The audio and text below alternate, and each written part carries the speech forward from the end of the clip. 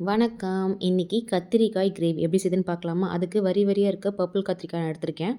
Ingredients and measurements எல்லாம் தெளிவா டிஸ்கிரிப்ஷன்ல குடுக்குறேன். செக் பண்ணிக்கோங்க. வாணல்ல கொஞ்சமா நல்லெண்ணெய் விட்டு, மிளகு, ஜீரகம், வெந்தயம் போட்டு நல்லா கிளறிக்கோங்க.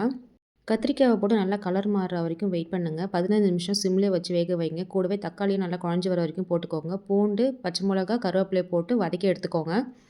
கொஞ்சமா ஜீரகத்தூள், மல்லித்தூள், காஷ்மீர் மிளகாத்தூள் அப்படி இல்லைனா சில்லி பவுடர் வதக்கி எடுத்துட்டு, கரைச்சி வச்சிருக்க புளியை சேர்த்து பச்சை வாசனை போகிற வரைக்கும் வெயிட் பண்ணுங்கள்.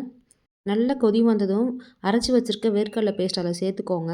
இப்போவே எக்ஸ்ட்ரா 2 டம்ளர் தண்ணி சேர்த்துக்கோங்க. நல்லா கிளறுங்க. நல்லா சிம்மில் வச்சு நல்லா கிளறி எடுத்தீங்க அப்படின்னா எண்ணெய் பிரிஞ்சு நல்லா வரும். எல்லாமே ஸ்லோ குக்கிங்கில் தாங்க நீங்கள் குக் பண்ணணும், இல்லைனா அடி பிடிச்சிக்கும் வேர்க்கடலை பேஸ்ட் சேர்த்துருக்கிறதுனால. உங்களோட குக்கிங் டைம் வந்து 45 மினிட்ஸ் ஆகும். அவ்வளோதாங்க. ஈஸியாக கத்திரிக்காய் கிரேவி ரெடி.